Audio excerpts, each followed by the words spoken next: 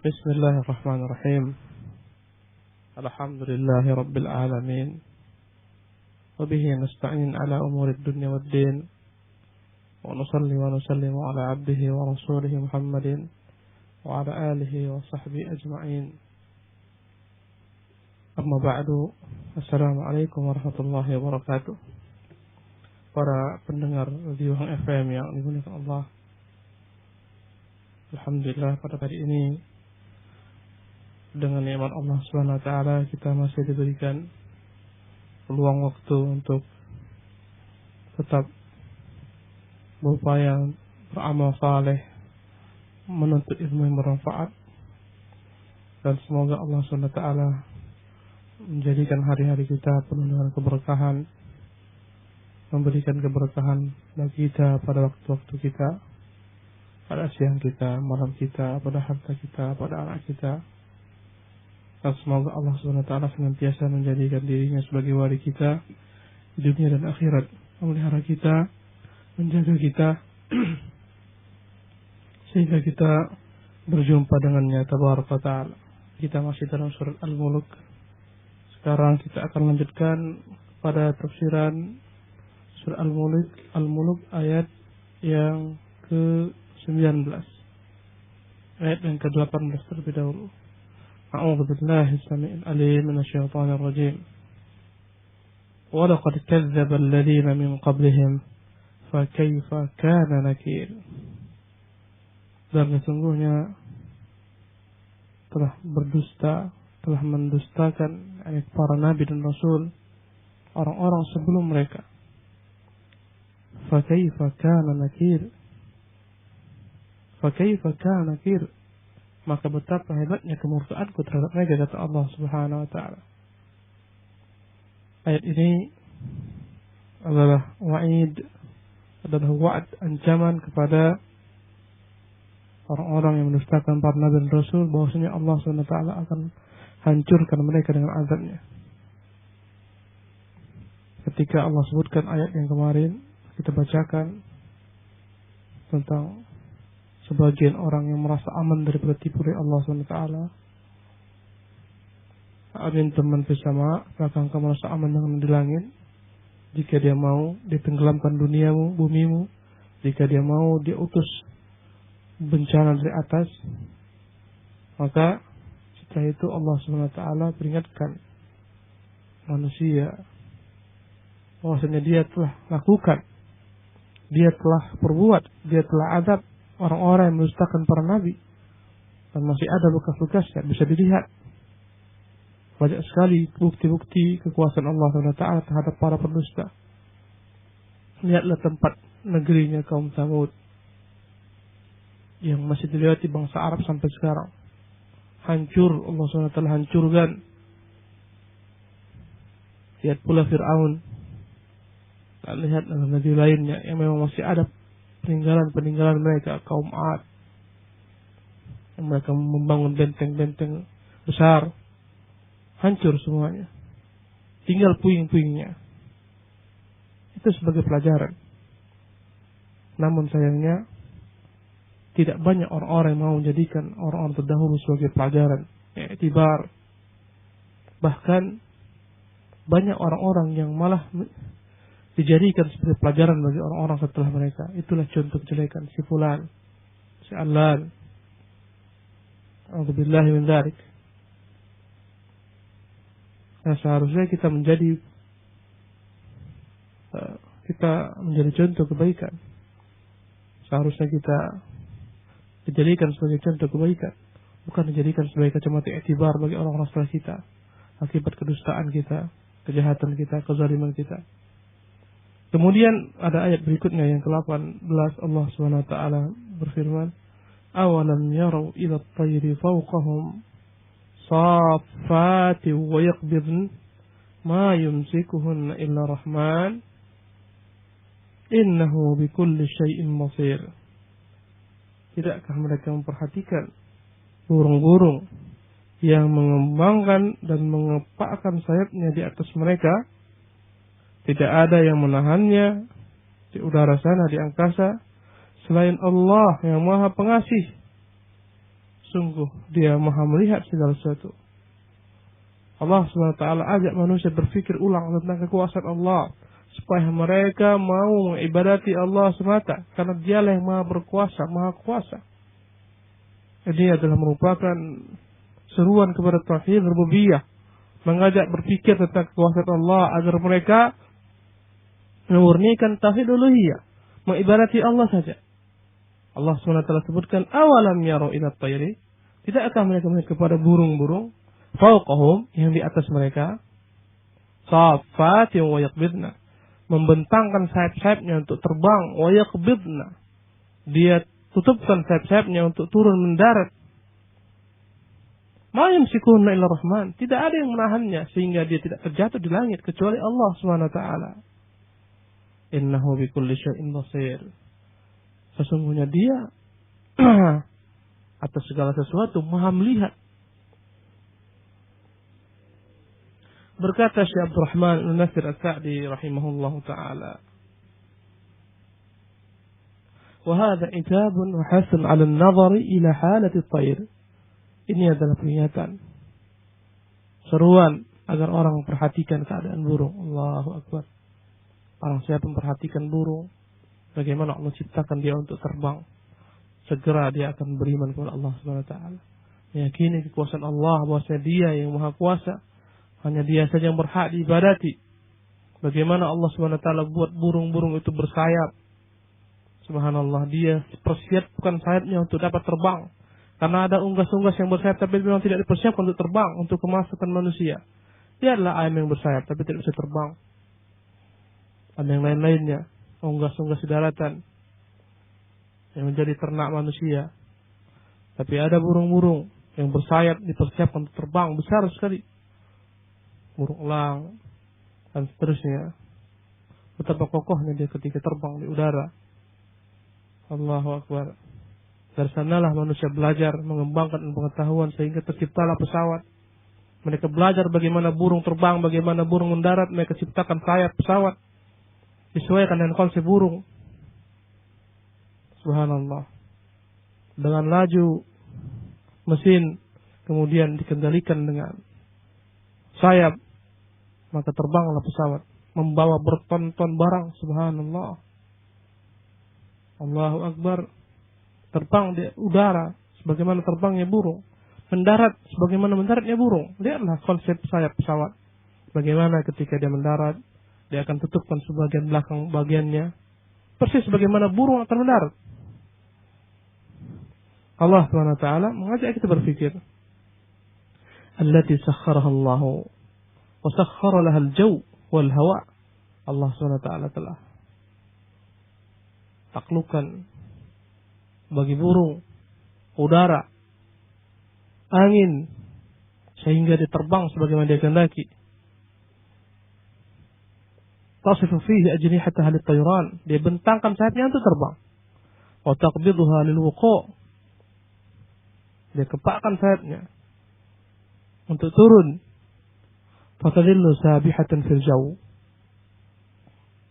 mutaraddidatan fihi bihasabi iradatiha wa hajatiha. Akhirnya bagaimana kita melihat betapa kuasanya burung terbang ke sana kemari. Subhanallah. Ada diciptakan burung-burung besar, ada diciptakan burung-burung kecil sebagai makanan bagi burung-burung besar yang jumlahnya lebih banyak daripada burung-burung besar. Subhanallah. Apalagi kita melihat bagaimana konsep terbangnya burung untuk menjaga kawan-kawannya yang lemah. Dia buat seperti konsep huruf V.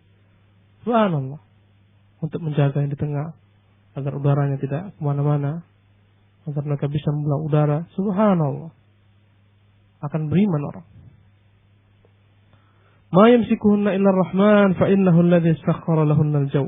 Tidak ada yang menahan burung-burung untuk jatuh kecuali Allah yang Maha Pemurah, karena Dialah yang telah menaklukkan, yang telah menciptakan dan merancang burung dengan konsep seperti yang telah kita lihat.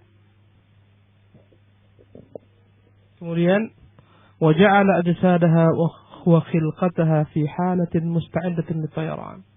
Allah ciptakan keadaannya, fisiknya, tubuhnya, bulu-bulunya, subhanallah, siap untuk terbang. Walaupun ada hujan, dia akan terbang, bulu-bulunya dibuat anti air, berminyak dia. Subhanallah.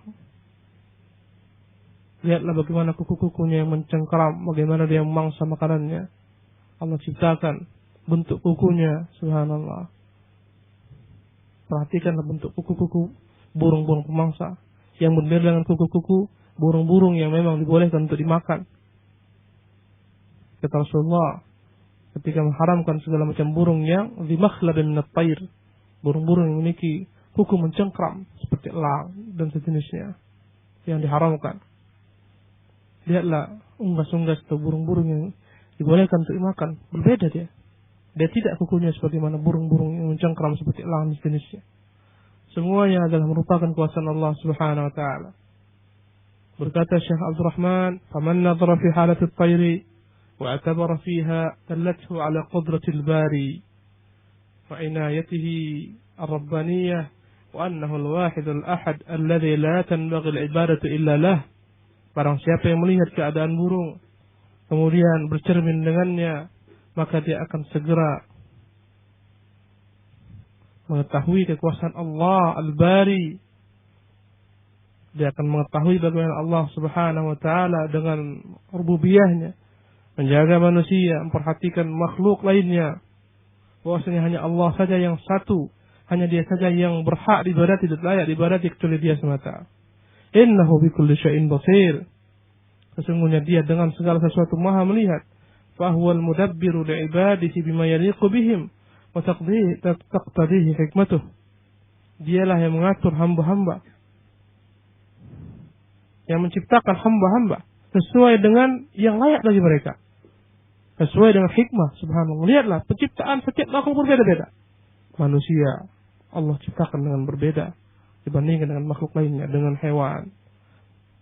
Berkata Syekh Muhammad SAW, di antara keutamaan manusia tidak ada makhluk hewan manapun juga yang berjalan sebagaimana jalannya manusia, yang berjalan dengan tegap, tegar, kepala di atas dan seterusnya.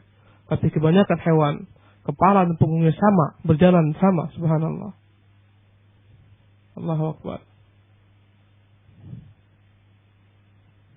Kemudian Allah Subhanahu wa taala berfirman dalam ayat berikutnya, "Amman hadzal ladzi huwa jundun lakum yansurukum min dunir rahman inil kafiruna illa fi ghurur."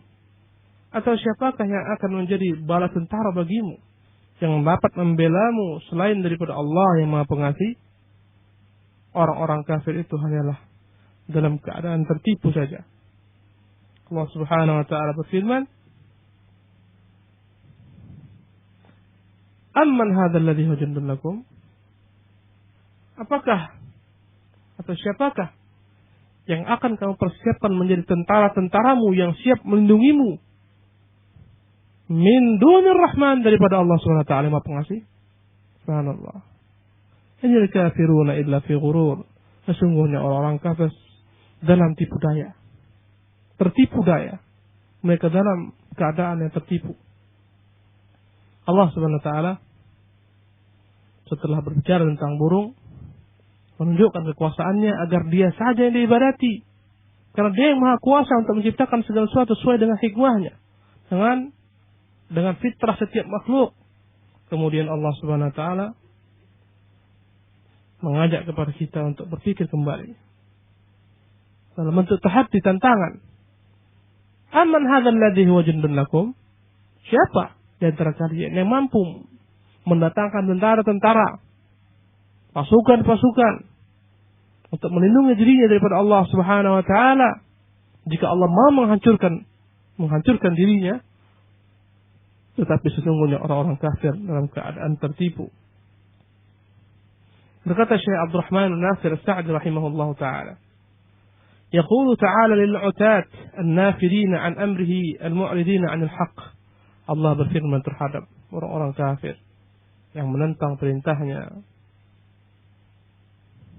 yang menentang kebenaran. Amman hadzal ladzi huwa jundun lakum yansurukum min dunir rahman ay yansurukum idza arada ar-rahmanu bikum su'a? Siapakah yang mampu melindungi kalian Tentara-tentara manakah yang mampu melindungi kalian? Pasukan-pasukan manakah yang mampu melindungi kalian? Daripada Allah yang pengasih. Jika dia mau menimpakan kepada kalian azab, musibah, bala bencana, fayadfa'uhu ankum. Siapakah yang mampu menahan jika Allah ingin berkehendak untuk menimpakan bencana kepada kalian? Tidak ada. Wallahi tidak ada. Berkumpul seluruh makhluk untuk menjaga seseorang, jika Allah mau binasakannya tidak akan ada dapat mampu menjaganya. Berkata Rasulullah mengajarkan kepada Abdullah bin Abbas, wa'lam anna al-ummata law ijtama'at ala an yadurruka bi syai'in lam yadurruk illa bi syai'in qad katabahu Allahu 'alaik. Ketahuilah, kalaupun seluruh manusia berkumpul untuk membinasakanmu, tidak akan mungkin mereka mampu membinasakanmu kecuali dengan ketentuan Allah Subhanahu wa taala. Ai man alladhi yansurukum ala a'daikum ghairur rahman? Ghairur rahman. Berkata Syekh Abdul Rahman, atau siapakah yang mampu membantu kalian, memenangkan kalian, menolong kalian daripada musuh-musuh kalian selain Allah Subhanahu wa taala? Tidak ada kecuali Allah saja. Allah yang menangkan. Dalam pertempuran Allah SWT menangkan kaum muslimin, kaum mukminin. Itu pada musuh-musuh mereka. Lihatlah bilangan musuh yang banyak. Hancur di hadapan kaum muslimin. Siapa yang menolong mereka kalau bukan Allah Subhanahu wa taala? Allahu Akbar. Lihat peperangan Uhud. Dalam peperangan Uhud 600 sahabat, 700 sahabat melawan 3.000 orang-orang kufar. Perang Badar 300 sekian melawan 1.000 orang. Dalam banyak perangan. Subhanallah. Allahu Akbar. Ketika Tariq bin Ziyad menaklukkan Andalus, 12.000 pasukannya melawan 60.000 pasukan orang-orang kufar. Habis, hancur porak-poranda mereka. Siapa yang menolongnya? Allah. Sesungguhnya kemenangan daripada Allah Subhanahu wa taala. Dia akan anugerahkan kepada hamba-hambanya yang beriman, yang bergantung kepadanya, bertawakal kepadanya. Makanya yang harus ditanamkan adalah keimanan kepada kaum muslimin. Dengan itulah Allah akan menangkan mereka. Bukan dengan senjata mereka yang canggih, bukan dengan jumlah mereka yang banyak, tapi dengan akidah. Tidak ada gunanya pasukan yang banyak tidak diiringi dengan akidah yang lurus. Akan porak-poranda, akan dihancurkan oleh musuh-musuh mereka karena akan ditinggalkan oleh Allah Subhanahu wa taala. Subhanallah. Fa innahu ta'ala huwan nasirul mu'izzul mudhil. Karena dialah Allah. Dialah sang penakluk. Dia yang menangkan, dia yang memuliakan, dan dia yang menghinakan. Jika Allah mau kemuliaan kaum muslimin, Allah akan muliakan kaum muslimin. Tapi semuanya diatur dengan hukum sebab dan akibat. Ketika kaum muslimin tinggalkan agamanya, sibuk mencari petunjuk selain daripada petunjuk Allah Subhanahu wa taala, mengikut, mengekor, membebek kepada orang-orang kufar, ketika mereka tidak peduli dengan akidah, islahul akidah, mereka tidak peduli untuk memperbaiki akidah mereka, tidak peduli terhadap sunnah Rasulullah sallallahu alaihi wasallam, maka kaum muslimin pun dihinakan oleh musuh-musuh Islam. Wa ghairuhum minal khalqi law ijtama'u ala nasri 'abdin lam yanfa'uhu bimithqali dzarrah ala aidi ayyi 'aduwin kan. Selain Allah, makhluk manapun juga, walaupun mereka sepakat bersatu untuk memenangkan seorang hamba, membantu seorang hamba, tidak dapat bermanfaat sama sekali. Walaupun sebesar biji zarrah, tidak akan dapat bermanfaat. Karena hanya Allah saja yang mampu memenangkan. Huwal nasir, dialah yang menangkan. Inna fatahna laka fathan mubina. Sungguhnya kami menangkan untukmu kemenangan yang besar, kemenangan yang nyata. Allah yang menangkan. Allah yang menangkan kaum muslimin. Maka kemenangan tersebut harus melalui proses yang benar, melalui proses iman yang benar terhadap Allah Subhanahu wa taala, akidah yang lurus. Berkata Syekh Abdul Rahman, "Fastimrarul kafirin ala kufrihim ba'da an 'alimu annahu la yansuruhum ahad min dunir rahman ghururun wa safah." Maka alangkah anehnya orang-orang kafir. Setelah mereka tahu tidak ada yang dapat menangkan kecuali Allah saja. Tidak akan ada yang dapat dimenangkan kecuali oleh Allah saja. Maka kekufuran mereka yang terus-menerus menunjukkan kebodohan mereka. Tidak ada gunanya mereka menghadapi Allah SWT. Orang-orang kufar menghadapi kaum muslimin yang bergantung kepada Allah sama dengan menghadapi Allah SWT. Tidak akan dapat dimenangkan oleh Allah SWT. Kemudian Allah melanjutkan, amman hadzal ladzi yarzuqukum in amsaka rizqah. Allah kembali mengajak manusia untuk berpikir, amman hadzal ladzi yarzuqukum, siapakah dia ini yang memberikan rezeki kalian selain Allah? In amsaka rizqah, jika Allah tahan rezeki tersebut, ay rizqu kulluhu min Allah.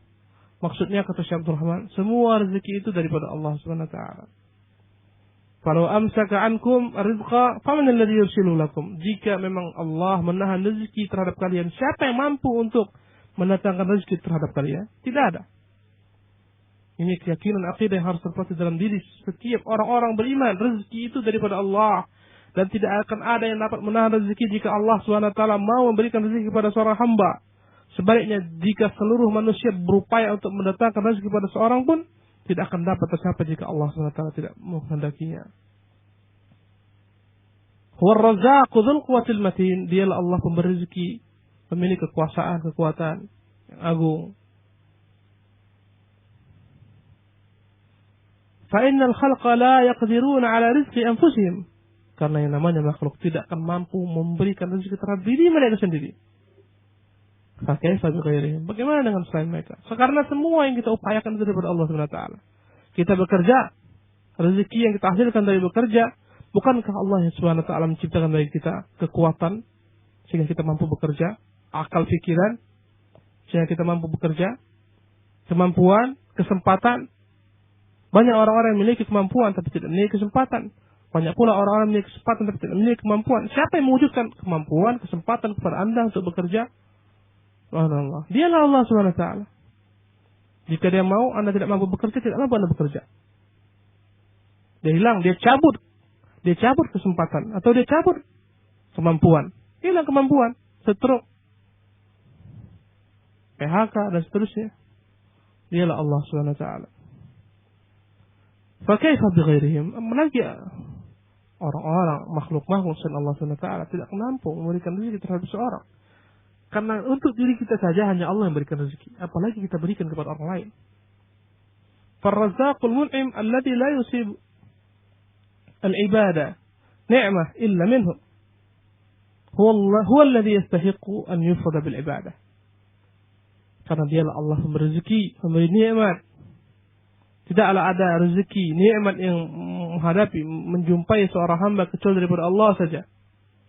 Maka dialah yang berhak untuk diberikan ibadah semata.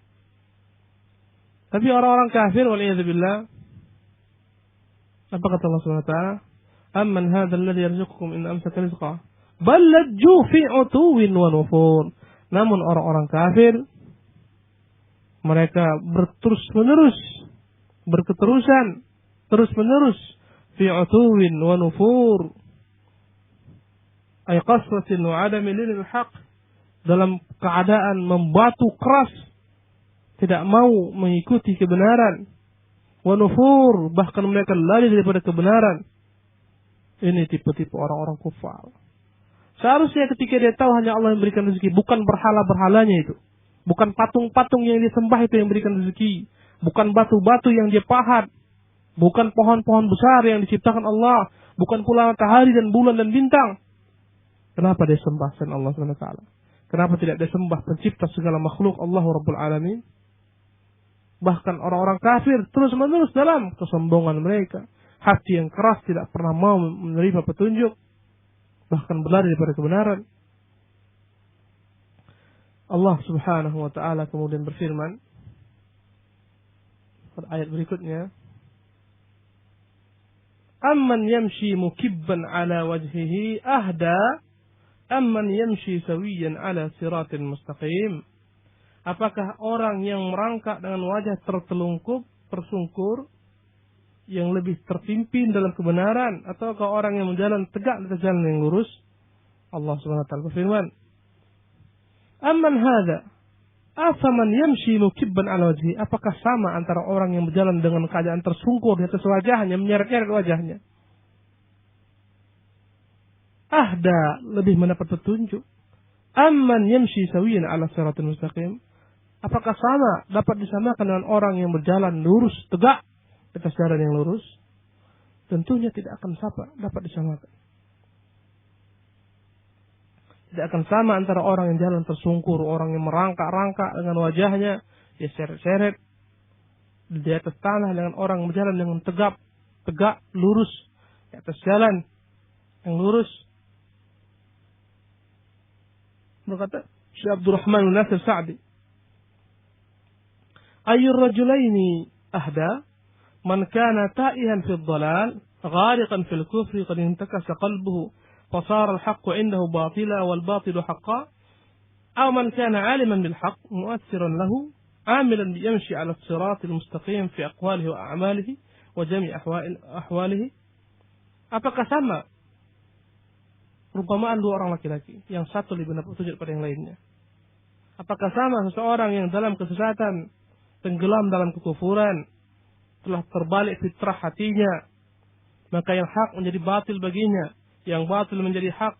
Apakah sama dengan orang-orang yang mengetahui kebenaran, kemudian mu'assiran lahu, berupaya untuk mengamalkan kebenaran, menjalankan kebenaran? Mu'assiran lahu, mendahulukan kebenaran daripada hawa nafsunya. Amilan yamshi 'ala sirat, kemudian dia amalkan kebenaran tersebut dan dia berjalan di atas jalan yang lurus dalam perkataannya, dalam amalannya, dalam seluruh keadaannya. Apakah sama dengan orang yang tenggelam dalam kesesatan? Subhanallah. Kata Syekh Abdurrahman, apakah sama orang yang tenggelam dalam kekufuran, dalam lautan kekufuran, yang telah terbalik fitrahnya, yang syirik menjadi tauhid bagi dia, yang tauhid menjadi syirik, yang hak menjadi batil, yang batil menjadi hak? Apakah sama dengan seseorang yang mengetahui kebenaran, tapi tidak hanya mengetahui kebenaran? Harus mu'assiran lah. Karena banyak orang-orang yang mengetahui kebenaran tapi tidak mu'assiran lah. Apa makna mu'assiran lah? Dia tahu kebenaran dan dia mendahulukan kebenaran tersebut daripada segala macam bentuk hawa nafsunya, syahwatnya, perkataan yang lain, yang batil. Jadi yang pertama, aliman bil haq, mengetahui kebenaran.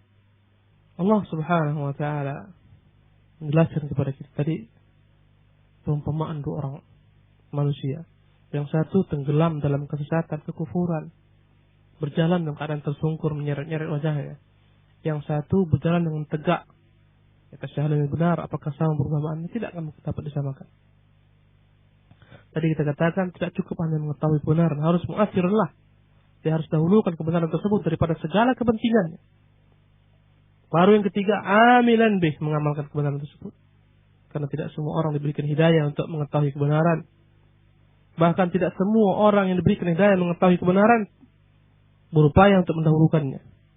Bahkan tidak semua orang yang diberi hidayah mengetahui kebenaran mendahulukannya untuk dapat mengamalkannya. Harus ada 3 perkara.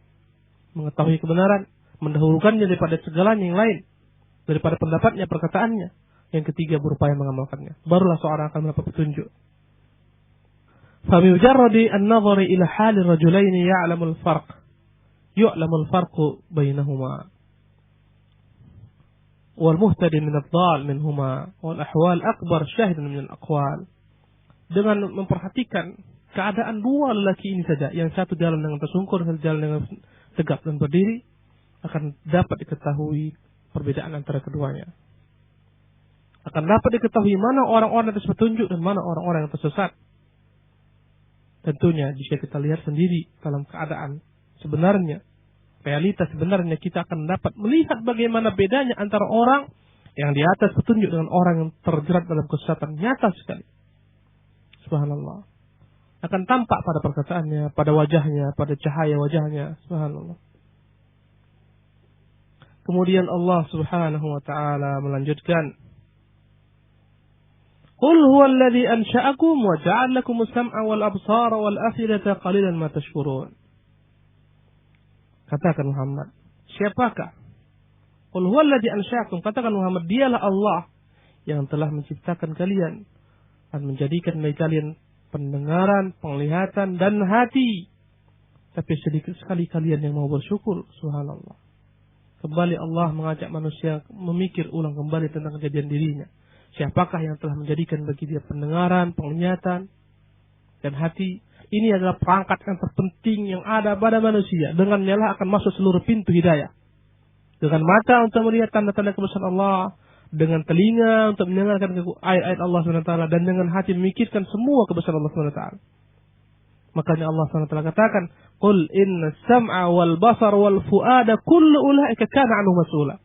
Katakan Muhammad, sungguhnya pendengaran, penglihatan, hati, ketiga-tiganya akan ditanyakan oleh Allah SWT. Ini seluruhnya adalah perangkat-perangkat untuk menerima hidayah. Maka orang-orang kafir yang tidak menggunakan perangkat ini untuk mencari hidayah, mereka disamakan dengan binatang. Yang tidak berguna bagi binatang untuk mencari hidayah kebenaran, penglihatan mata mereka, pendengaran mereka, hati mereka. Allah qad zara'na jahannama katsiran minal jinni wal ins. Kami telah tenggelamkan neraka kebanyakan jin manusia, lahum qulubun la ya'qiluna biha. Yang mereka punya hati tidak digunakan untuk berfikir. Untuk dunia mereka berfikir bagaimana mengembangkan usahanya, bagaimana mereka lebih sukses dalam dunianya, dalam bisnisnya. Tapi untuk akhirat, untuk agama, untuk hidayah, untuk kehidupan yang sebenarnya, mereka tidak gunakan akal mereka. Walahum a'yunun la yubsiruna biha. Mereka diberikan mata, mereka punya mata tidak digunakan untuk memandang dengannya. Memandang apa? Memandang ayat-ayat Allah Subhanahu wa ta'ala. Baik ayat kauniyah maupun ayat Qur'aniyah, naqliyah. Baik ayat dalam bentuk tanda-tanda kebesaran Allah dalam alam raya ini, maupun ayat sebagai bentuk pedoman bagi kaum muslimin. Quran dan sunnah Rasulullah sallallahu alaihi wasallam. Berkata Syekh Abdul Rahman rahimahullahu taala, Qul huwa alladhi ansha'akum ay awjadakum minal 'adam min ghairi mu'awin wala mudhahir. Katakan Muhammad, dialah yang telah menghidupkan kalian, mengadakan kalian dari tidak ada. Dulu kala kita enggak ada. Enggak ada kita. Sebagaimana Allah sebutkan dalam surah Ad-Dahr, hal ata 'alal insani hinun min ad-dahri lam yakun syai'an madhkura. Pernahkah manusia teringat bahwa mereka dalam satu zaman tidak ada sama sekali? Dulu kita enggak ada. Enggak ada. Enggak ada namanya si fulan, alam, enggak ada. Dalam alam ghaib. Allah adakan kita sekarang. Dari yang tidak ada. Allah adakan kita tanpa ada penolong bagi Allah SWT. Dia yang mengadakan kita. Walamma ansha'akum kammalakumul wujud. Tatkala Allah ciptakan kalian, Allah sempurnakan bagi kalian wujud kalian.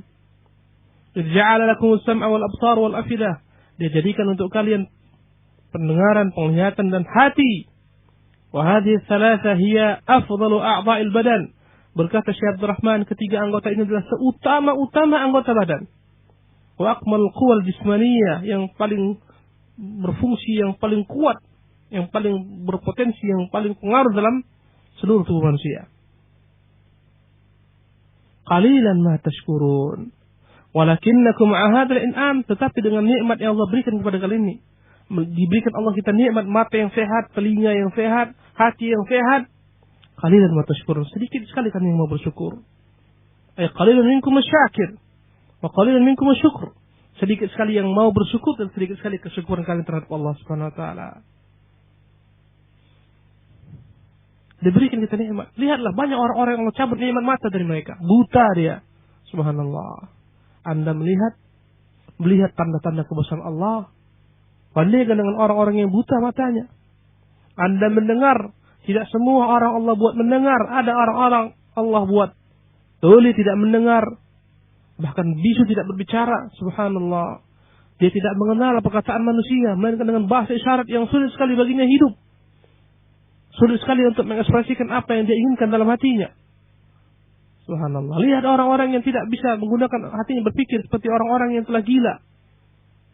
La ilaha illallah. Qalilan ma tashkurun. Sedikit sekali kalian bersyukur.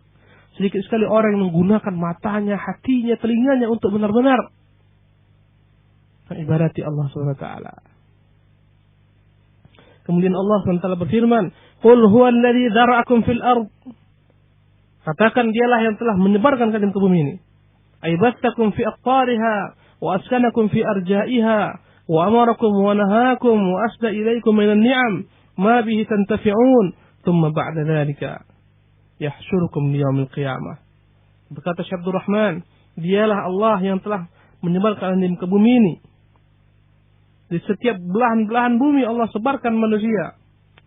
Allah jadikan bumi sebagai tempat tinggal kalian. Dia perintahkan kalian, Dia larang kalian, Dia berikan kepada kalian semua nikmat-nikmatnya. Agar kalian dapat gunakan semuanya untuk menjadi manfaat bagi kalian. Untuk mengibadati Allah Subhanahu Wa Taala. Kemudian akan datang masanya kalian akan dikumpulkan oleh Allah Subhanahu Wa Taala, dimatikan, dihadapkan kepada Allah Subhanahu Wa Taala pada hari kiamat. Qul huwallazi dzarakum fil ardi wa ilaihi tuhsyarun. Dan kepadanya akan dikembalikan, dikumpulkan. Kata Allah, dialah Allah yang telah memberikan kepada kalian dunia ini semua sebagai fasilitas bagi kalian untuk tinggal. Carilah karunia-Nya, carilah rezekinya. Berupayalah, berikhtiarlah, berusahalah. Tapi ingatlah, kalian akan meninggalkannya dan kalian akan dikumpulkan kepadaku, kata Allah SWT. Wa ilaihi tuhsyarun. Dan kepadanya kalian akan digiring, dikumpulkan. Tapi ancaman ini diingkari oleh mereka orang-orang kufar yang menolak kebenaran, dan mereka berkata, Alhamdulillah. Qul huwallazi anzarakum fil ardi wa ilaihi tusharun wa yaquluna mata hadzal wa'du in kuntum shadiqin. Berkata orang-orang kafir, orang-orang yang mendustakan hari berbangkit, kapan janji itu terjadi? Andai kata kalian orang-orang yang benar, wahai para nabi dan rasul. Berkata mereka menentang, kalian mengabarkan kepada kami tentang masalah kiamat, ancaman, hari dibangkitkan manusia, dikumpulkan. Kapan waktunya? Hari apa? Tanggal berapa terjadinya? Mana bukti-buktinya? Subhanallah. Berkata Syekh Abdul Rahman, ja'alu alamata sidqihim an yukhbiruhum biwaqti maji'ihi wa hadha dhulmun wa inad. Mereka menganggap tanda kebenaran, bukti daripada janji-janji para nabi tersebut, ucapan nabi tersebut adalah ketika mereka diberitahukan kapan datangnya. Kapan datangnya hari tersebut, hari berbangkit. Hari apa? Tanggal berapa? Padahal ilmunya ada di sisi Allah SWT. Makanya Allah berkata, Qul innamal ilmu indallah. Katakan Muhammad, ilmu tentang hari itu hanya ada pada Allah SWT. Tidak ada seorang makhluk pun yang mengetahuinya. Tidak dukun, tidak pula orang pintar, tidak para nabi, tidak para malaikat. Maka sangat dusta sekali orang-orang yang mengatakan akan terjadi kiamat pada tanggal sekian-sekian. Berapa banyak yang terlewati kedustaan seperti itu dari sejak dulu kala. Ketika tahun 1999 tersebar di mana-mana akan terjadi kiamat pada tanggal 9 bulan 9 tahun 1999. Dusta. Nah, setelah kita lewati itu semua. Bahkan banyak orang-orang yang percaya dan dia beriman dengan perkara ini, sehingga mereka memperbaiki amal ibadah karena mau kiamat pada tahun tersebut. Subhanallah. Itu kejahilan nama kita. Qul innamal ilmu indallah. Katakanlah ilmu itu ada di sisi Allah SWT. Wa innama ana nadhirun mubin. Dan sesungguhnya aku hanyalah sekedar pemberi peringatan saja kepada kalian. Kemudian Allah melanjutkan, falamma ra'awhu zulfatan si'at wujuhul ladzina kafaru wa qila hadzal ladzi kuntum bihi tad'un. Allah berfirman, falamma ra'awhu zulfatan. Allah Subhanahu wa taala berfirman, maka ketika mereka melihat azab di hari kiamat, telah dekat, wajah orang-orang kafir itu menjadi muram. Dan akan dikatakan kepada mereka, inilah azab yang dahulu kamu memintanya. Subhanallah. Dahulu ketika di dunia mereka menantang, kapan datang kiamat? Katakan saja, segera, kami tunggu. Dengan sombong mereka mengatakan, mana kiamat? Kapan datang? Maka, falamma ra'awhu zulfatan, ketika mereka melihat kiamat telah dekat di wajah mereka, si'at wujuhul ladzina kafaru, barulah ketika itu akan muram, hitam, legam wajah orang-orang yang kafir. Dan dikatakan kepada mereka, hadzal ladzi kuntum bihi tad'un, inilah yang dulu kalian tuntut, sekarang terjadinya. Subhanallah. Qul ara'aytum in ahlakani Allahu man ma'i aw rahimana faman yujirul kafirina min 'adzabin alim. Katakan Muhammad, bagaimana pandangan kalian jika Allah binasakan aku, Umayyah dan semua yang mengikuti aku, aw rahimana, atau dia rahmati kami, faman yujirul kafirina min adzabin alim. Siapakah yang dapat melindungi orang-orang kafir daripada azab yang alim? Katakan kepada mereka Muhammad, kalaulah Allah binasakan aku dan seluruh orang-orang beriman denganku, apakah hal itu membuat kalian selamat daripada azab Allah? Tidak. Walaupun Allah membinasakan aku, mewafatkan aku, membinasakan semua orang-orang yang mengikutiku, tapi kalian wahai orang-orang kafir tetap diazab oleh Allah Subhanahu wa taala. Tidak akan ada yang dapat melindungi kalian daripada azab Allah Subhanahu wa taala. Walaupun aku dibinasakan atau dirahmati Allah Subhanahu wa taala. Maka maknanya baik Allah merahmatiku atau Allah Subhanahu wa taala mewafatkan aku dan seluruh pengikutku, kalian tidak akan pernah lepas daripada tuntutan Allah Subhanahu wa taala, daripada azab Allah Subhanahu wa taala.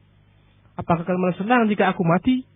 Jika aku dibinasakan, kami semuanya hancur, kalian hancurkan kami, apakah kalian merasa tenang dan kalian merasa telah selesai dan selamat daripada azab Allah? Tidak, sekali-kali tidak.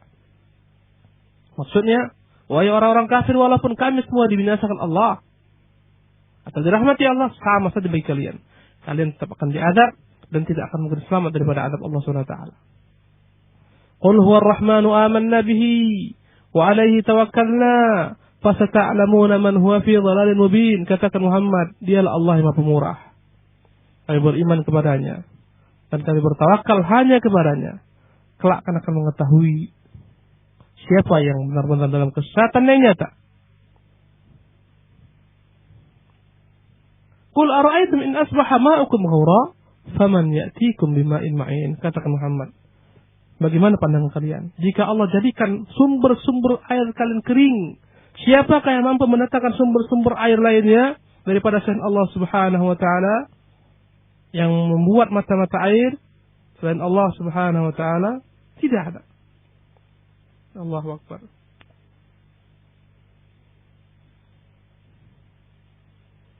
Para pendengar yang dimuliakan Allah Subhanahu wa taala, Allah perintahkan nabinya untuk berkata kepada orang kafir bahwasanya adalah Allah, dialah Tuhan kami yang melindungi kami dan kepada yang bertawakal. Silahkan kalian lakukan apa yang kalian lakukan terhadap kami, sesungguhnya kami bergantung kepada Allah Subhanahu wa taala. Berkata Syekh Abdul Rahman, "Walamma kanat al-a'malu wujuduha wa kamaluha mutawaqqifan 'ala at-tawakkul, khassa Allahu at-tawakkul min sa'il a'mal." Ketika segala macam bentuk amalan wujudnya, kesempurnaannya itu bergantung dengan tawakal, maka Allah khususkan tawakal dari seluruh amalan-amalan lainnya. Walaupun tawakal masuk dalam iman, bahkan konsekuensi daripada iman adalah bertawakal. Para pendengar yang dimuliakan oleh Allah Subhanahu wa taala, maka ini ditutup oleh Allah Subhanahu wa taala dengan bentuk peringatan kepada makhluk agar mereka jangan sombong, agar mereka jangan pongah. Orang-orang kafir, orang-orang ahli maksiyah, orang-orang munafikun, betapa butuhnya kalian terhadap rahmat Allah Subhanahu wa taala. Jika Allah Subhanahu wa taala mau mengadab kalian, akan Dia buat seluruh mata air kering, akan Dia tahan hujan dari langit. Siapa yang dapat mendatangkan air tersebut selain Allah Subhanahu wa taala? Enggak ada. Alangkah lemahnya manusia. Kita merasakan bagaimana andai kata air enggak ada. Subhanallah. Alangkah sulitnya hidup. Tidak akan dapat kita hidup tanpa air. Pernahkah kita teringat bahwa air tersebut Allah Subhanahu wa taala yang menurunkannya, yang membuat kantong-kantongnya? Subhanallah. Kalau andai kata Allah mau, semua danau-danau tampungan air kering, tidak akan mungkin kita dapat hidup.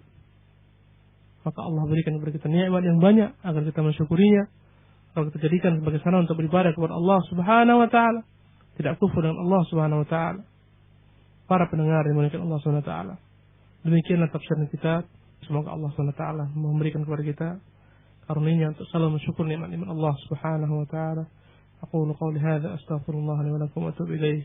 Wa sallallahu wasallam ala nabiyina Muhammad. Sahabat ahli dimanapun antum berada, demikian sesi materi pada tafsiran surah Al-Muluk dan telah Ustaz selesaikan. Kita terima untuk penelpon yang pertama. Assalamualaikum. Assalamualaikum. Waalaikumsalam warahmatullahi wabarakatuh. Dengan siapa dan di mana? Dengan Hafiz, Pak. Di mana? Iya, yang usah. Iya, silakan dengan Pak, ini saya mau nanya pertanyaannya agak menyimpang, Pak. Ini saya mau menanya masalah cara bertayamum yang benar gimana, Pak ya? Iya. Cara bertayamum yang benar. Iya. Soalnya saya takutnya selama ini saya melakukannya salah. Iya. Ya, cukup. Itu aja pertanyaannya, Pak. Terima kasih ya. Jazakallah khairan. Oh iya. Bismillah, alhamdulillah, wa ba'du. Bertayamum yang benar, kita tepukkan tangan kita, tapak tangan kita ke debu yang ada, boleh langsung ke tanah atau ke dinding rumah kita atau ke jendela rumah. Setelah itu kita tiup, karena kata debu tersebut banyak menempel, untuk menghaluskannya supaya tidak nempel yang kasar-kasar. Setelah ditiup, baru kita sapukan dengan kedua tangan kita tersebut ke wajah sekali. Setelah itu langsung, tanpa mengambil debu yang kedua, tanpa menempukkan kembali, kita sapukan kepada dua telapak tangan kita, yang kanan dan yang kiri. Tidak perlu sampai ke siku, cukup telapak tangan sampai pergelangan saja, pergelangan tangan. Jadi pertama kali kita tepukkan kedua tangan tersebut ke debu yang melekat, mungkin di tanah, di dinding, di kaca. Kemudian kita tiupkan, kalau anda kata dia banyak, kalaupun tidak tiup juga nggak mengapa. Kemudian disapukan ke wajah, sebagaimana kita berwudu, cukup sekali saja. Baru disapukan ke tangan, ke telapak tangan, sampai ke pergelangan tangan, kanan dan kiri. Jadi cukup sekali tepukan saja. Wallahu ta'ala alam. Syukur saya barakallahu fiik. Semoga bermanfaat bagi Ukhti Nafiza di Nongsa. Sahabat ahli dimanapun antum berada, antum masih bersama kami di kajian bersama Ustaz Abu Faris Elfi pada tafsiran surah Al-Muluk. Silakan bagi anda yang bertanya di line telepon ataupun di SMS online kami. Kita terima penelpon selanjutnya. Assalamualaikum. Waalaikumsalam. Dengan Bapak siapa dari mana? Dari Adi di Batam Center, Ustaz. Silakan Pak Adi. Mau tanya Ustaz, bagaimana menjawab? Saya kan sering memberikan artikel internet terus bagi teman-teman di circle jamaah tabligh, karena mereka kan sering menggunakan hadis-hadis palsu dan maudhu, tapi akhirnya mereka balas atau mereka kamu jangan sering sering menyalahkan kesalahan orang lain. Coba lihat dari manhaj itu apakah sudah benar dengan sesuai sunnah ataukah cuma lihat, karena kalau lihat kesalahan orang lain itu nggak akan selesai dia bilang gitu. Coba ingat dosa-dosa masa lalu apakah sudah terbalas atau sudah terlalu. Bagaimana jawabnya ini Ustaz? Jazakallahu khair. Assalamualaikum warahmatullahi wabarakatuh. Waalaikumsalam warahmatullahi wabarakatuh. Bismillah, alhamdulillah, wassalatu wassalamu ala ba'du. Dalam beragama kita tidak akan dapat tegakkan agama ini tanpa menjalankan surah Al-Asri. Yang mana inti dari surah Al-Asri bahwa agama dibangun di atas ilmu, dengan belajar, menimba ilmu. Bukan sekedar dipelajari, tapi yang kedua adalah mengamalkannya. Yang ketiga mendakwakannya. Yang keempat, sabar dalam segala macam bentuk halangan rintangan untuk mempelajarinya, menyebarkannya, mendakwakannya. Wa tawassaw bil haqq wa tawassaw bis sabr. Tidaklah kalian saling berwasiat untuk menegakkan perkara-perkara yang hak, saling berwasiat untuk menepati jalan kesabaran,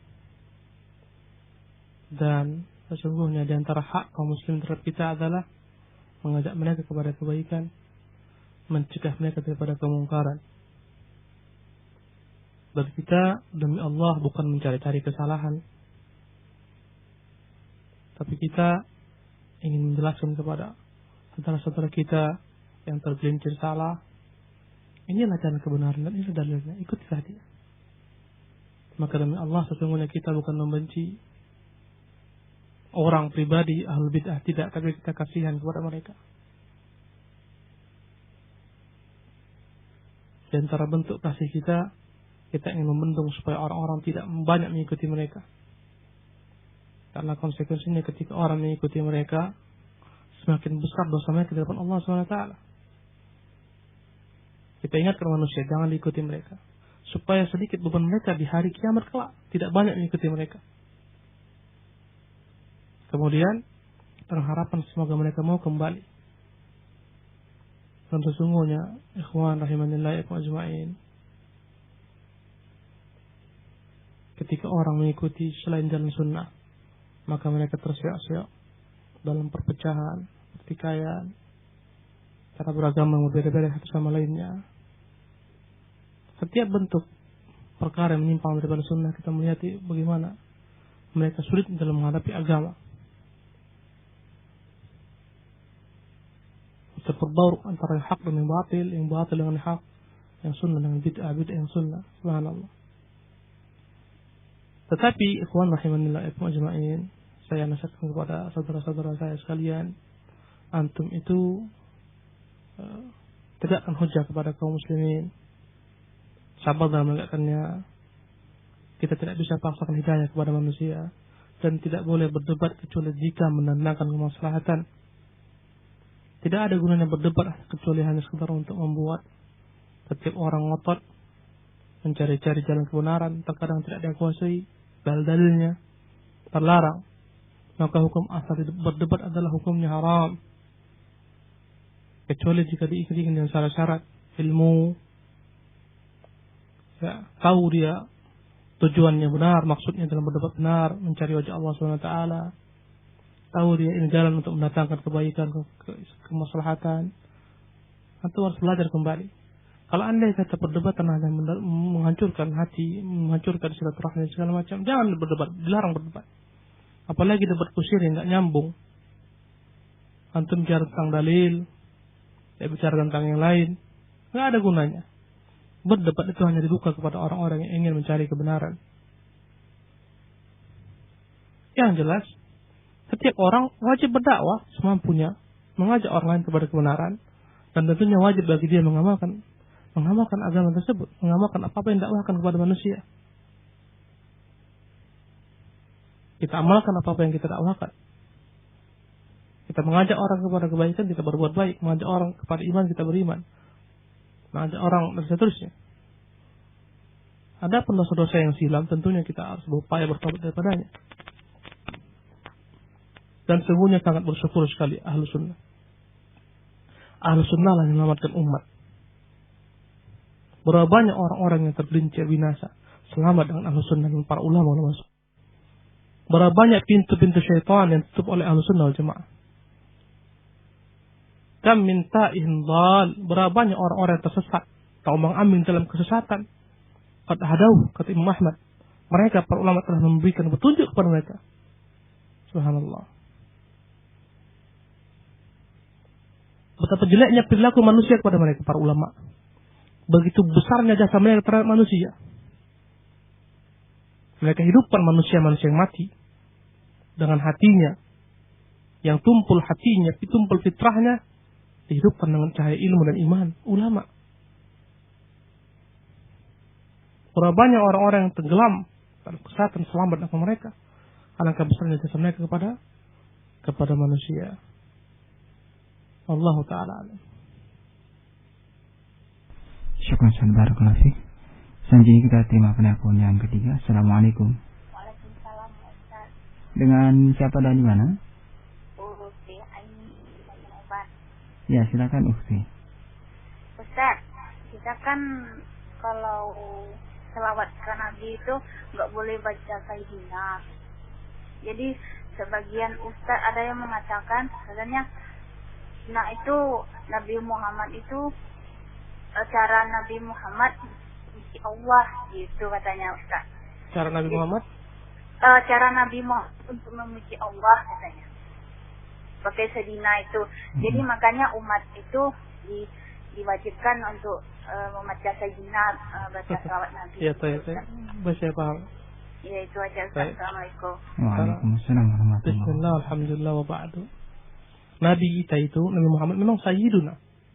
Yang artinya memang dia adalah pemimpin kita, penghulu kita. Dan dia pernah mengatakan, ana sayyidu walad Adam wala fakhra. Akulah pemimpin anak Adam dan tidak aku berbangga dengannya. Gak dapat dipungkiri memang dia sayyiduna. Tetapi apakah diajarkan dalam salawat-salawat ini dengan kepada para sahabat untuk mengucapkan kata-kata sayyiduna? Tidak ada. Ketika bertanya para sahabat, ya Rasulullah, kami telah tahu bagaimana mengucapkan kepadamu salam, bagaimana bersalawat kepadamu. Ketika turun ayat memerintahkan kita bersalawat, maka Rasulullah katakan, ajarkan, katakan, qulu katakan, Allahumma salli ala Muhammad wa ala ali Muhammad. Sampai akhir hadis. Ya Allah, berikanlah salawat kepada Muhammad dan kepada keluarga Muhammad. Tidak ada kata Rasulullah katakan, Allahumma salli ala Sayyidina Muhammad. Ya Allah, berikanlah salawat kepada Sayyidina Muhammad. Tidak ada kata-kata Sayyidina di sana. Walaupun demikian, jujur kita katakan terjadi khilaf antara ulama dalam masalah pengucapan sayyiduna dalam salawat yang diucapkan dalam salat contohnya.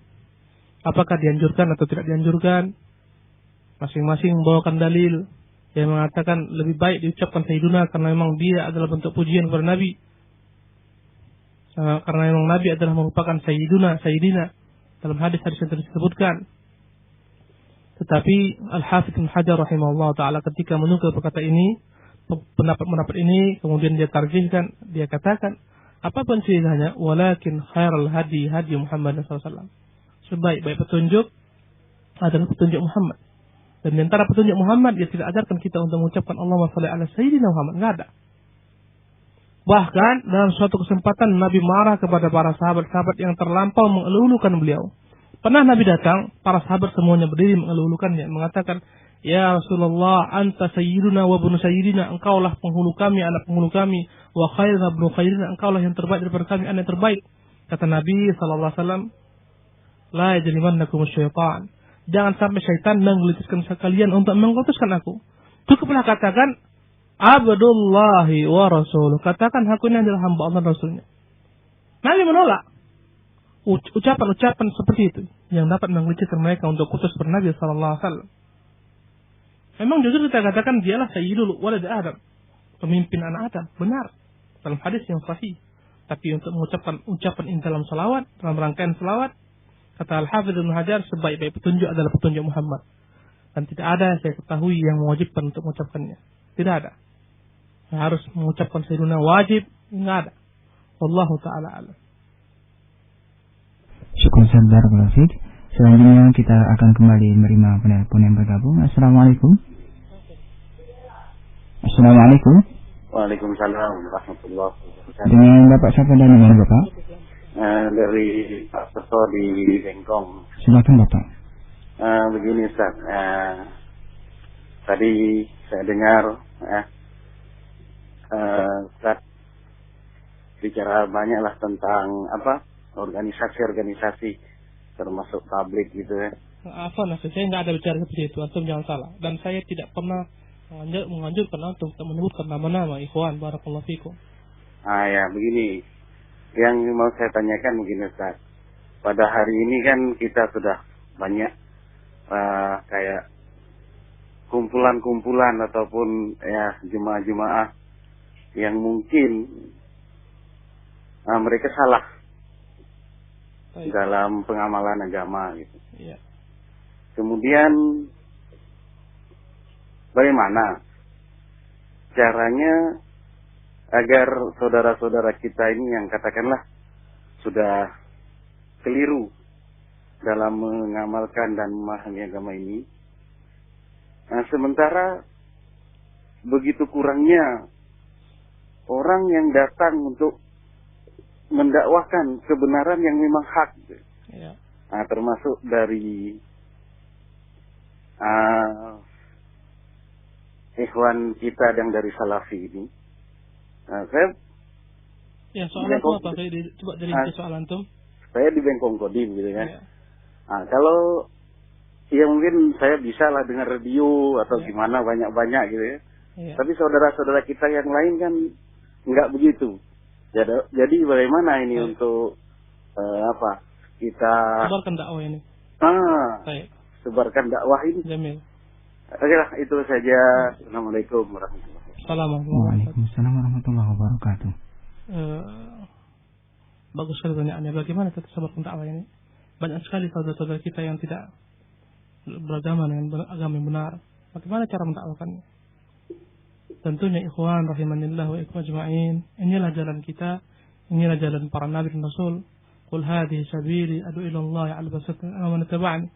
Katakan inilah jalanku, aku mengajak orang kepada agama Allah di atas ilmu, di atas basirah, ilmu. Aku dan orang-orang yang mengikutiku. Ini jalan yang paling mulia, jalan berdakwah, menyuruh manusia kepada kebaikan. Berkata Allah, "Wa man ahsanu qawlan mimman da'a ila Allah." Adakah orang lebih baik ucapannya daripada orang yang menyuruh kepada Allah? Semua ayat tentang dakwah itu ikhwan, semuanya diiringi dengan kata-kata ilallah, berdakwah kepada Allah. Ini adalah merupakan yakni suatu bentuk kewajiban bahwasanya berdakwah itu kepada Allah, bukan kepada firqah, bukan kepada kelompok jamaah. Dan salaf bukan kelompok. Salaf bukanlah dia jamaah. Kalaupun dikatakan jamaah, maksudnya adalah jamaah Rasulullah SAW dan para sahabatnya yang tidak memiliki atribut, tidak memiliki bendera dan seterusnya. Ya. Maka kewajiban kita adalah berdakwah sesuai dengan kemampuan kita. Antum nggak mampu berdakwah di podium, nggak bisa berceramah untuk skala besar. Dakwahkan sesuai yang antum ketahui. Datang ke tetangga, datang ke istri, datang ke keluarga kita. Dakwahkan ini yang hak, ini sebenarnya syirik pak, ini yang benarnya ini tauhid. Ini yang sunnah pak, ini bid'ah. Pak, ini yang benar dalam muamalah ini benar, ini dilarang. Katakan, dakwahkan, serukan. Balighu anni walau ayatan. Sampaikan dariku, kata Rasulullah, walaupun satu ayat. Ini menunjukkan kewajiban untuk menyampaikan apa yang kita ketahui, yang benar-benar bersumber dari Nabi. Banyak ayat ini disalahgunakan oleh orang-orang jahil, memperluas gerak mereka untuk berdakwah, centang perenang, apapun mereka ucapkan sembarang diumbar. Ya, hadis-hadis yang dhaif, bahkan yang palsu dijadikan sebagai hujjah dalam agama. Dia katakan, aku menjalankan perintah Nabi. Tidak. Yang kita sampaikan, anni, kata Rasulullah, yang dariku bersumber. Walaupun satu ayat. Kalau bukan dari beliau, jangan sampaikan. Maka tentunya kita berdakwah sesuai dengan kemampuan kita. Antum nggak bisa berdakwah dengan ceramah. Ya dakwah, beli CD-CD apa payahnya? Beli buku-buku, hadiahkan kepada teman-teman antum. Ini buku bagus, ini CD yang bagus, ini ceramah yang bagus. Apa payahnya antum katakan, ya akhi, kirimkan SMS, ada radio yang bagus, radio sunnah, gelombang sekian-sekian, coba antum dengarkan. Apa payahnya? Nggak ada payahnya. Ya. Yang jelas ikhwan, kita melihat orang-orang yang tergincir dalam beragam yang salah dengan kacamata belas kasih. Kasihan kita kepada mereka. Beragam yang salah. Terkadang mereka korbankan harta mereka. La ilaha illallah, harta mereka habis terkuras semuanya untuk perkara-perkara yang tidak ada gunanya. Anak istri mereka terlantar. Rumah dijual. Subhanallah. Kerja ditinggalkan. La ilaha illallah. Kasihan kita. Jauh-jauh pergi kemana-mana. Belajar gak pernah, berdakwah, berfatwa tanpa ilmu. Subhanallah. Merusak lebih banyak daripada memperbaiki. Kita kasihan kepada mereka. Yang sibuk mengumpulkan orang banyak. Pagi, sore, siang, malam bagaimana merekrut, mengumpulkan orang. Tidak dibina akidahnya, mau dibawa kemana mereka semua. Kasihan kita. Orang-orang yang lalai, orang-orang yang tergelincir, yang tertipu. Subhanallah. Maka tentunya besar kewajiban kita yang tahu untuk mendakwahkan mereka sesuai dengan kapasitas kita. Antum coba dekati dengan cara yang baik, dengan cara yang hikmah, ingat, dengan cara yang lembut. Banyak sekali kita ikhwan ketika mengenal kebenaran tidak tepat cara kita mendakwakannya. Jangan sampai orang-orang lari daripada kita gara-gara kasarnya kita. Dengan lemah lembut. Kita bukan pada masa sunnah itu tegak, bukan. Kita pada masa bid'ah itu tegak. Kita sedikit. Kalaupun antum menerapkan sebagaimana para sahabat, para tabi'in menerapkan, menegakkan sunnah dengan keras, dengan kaku, subhanallah, orang-orang akan menjauh lari. Kita bukan pada masa Imam Malik rahimahullah ta'ala.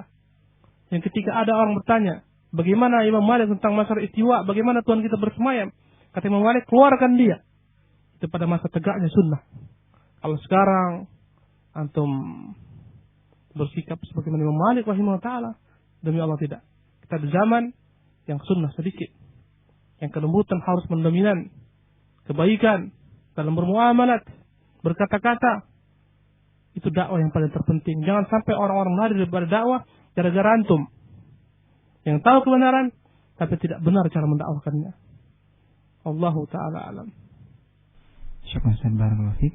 Mohon maaf atas pertanyaan mungkin dari SMS yang belum kita jawab karena memang ada gangguan pada SMS online kami. Untuk itu Ustaz, kita akan terima penelpon terakhir. Ya, Assalamualaikum. Waalaikumsalam. Dengan Ibu siapa dan di mana? Ibu Kartini dari Tiban. Silakan Ibu kepada Ustaz. Assalamualaikum Ustaz. Waalaikumsalam warahmatullahi wabarakatuh. Ustaz, saya punya seorang sahabat yang kemarin-kemarin itu kami sangat akrab. Terus sekarang tiba-tiba dia ganti nomor HP. Terus cari tahu, saya ketemu, saya hubungi, kok dia sampai marah-marah gitu sama saya. Soalnya Bu? Dia, kamu ganti HP kok nggak ngasih saya? Terus dia bilang, ini harta saya mau saya ganti, saya apakan, itu terserah saya, kata dia. Iya Bu. Yang saya tanyakan, gimana saya menanggapi yang seperti itu? Apa perlu saya nggak usah menghubungi dia, atau saya harus bersabar gitu? Yang masalahnya saya nggak tahu apa penyebabnya gitu. Cukup Ibu. Cukup. Makasih ya Ustaz. Assalamualaikum warahmatullahi wabarakatuh. Waalaikumsalam warahmatullahi wabarakatuh. Bismillahirrahmanirrahim. Kita hendaklah banyak-banyak bersabar terhadap muamalat manusia. Berkata Rasulullah SAW, "Alladzi yukhalitun nas wa yasbiru ala adahum khairan min alladzi la yukhalitun nas." Orang yang dia mau bercampur baur dengan manusia dan bersahabat dengan segala macam tipe-tipe manusia, halangan, rintangan, celoteh, cemooh manusia, itu lebih utama daripada orang yang mengasingkan diri, menjauhi manusia untuk beribadah menyembah Allah SWT. Yang jelas, kita berupaya untuk menempuh prosedur dalam Islam. Dalam bermuamalah kita tempuh prosedur. Memuliakan orang, memuliakan tamu, memuliakan tetangga, menjaga perasaan mereka, jaga lisan, jaga tangan kita, jaga pandangan mata, tidak menyakiti orang, melecehkan orang. Kalau semuanya sudah dibuat prosedurnya, kita merasa sudah berbuat baik dengannya, segala macam yang kita tempuh, dan dia terus-menerus menjelek-jelekkan kita, melecehkan kita, maka cara lain adalah sabar. Bersabar terhadap perkara-perkara seperti ini. Boleh jadi itu menjadi balasan kelak bagi kita di hari akhirat agar bertambah kebaikan kita. Tetapi tentunya dalam kasus yang ditanyakan kepada kita ini, cari tahu kembali kenapa dia marah. Boleh jadi ada hal-hal yang mungkin dia tidak senangnya daripada ibu, yang perlu diklarifikasi lagi. Ada mungkin tanggapan yang salah, apakah dari orang, ya orang mungkin mengadu domba, mengatakan ibu ini begini dan seterusnya. Atau mungkin dia ada yang tidak pas dengan ibu, ya, kita nggak tahu juga. Mungkin ketika berhubungan, berbicara dengannya akrab dan seterusnya, ada kata-kata mungkin yang tidak enak didengar, yang disimpan dalam hatinya, baru terluapkan. Maka hendaklah bersabar dan berupayalah kembali untuk nyambung silaturahmi. Ya. Bersabarlah. Wallahu ta'ala alam.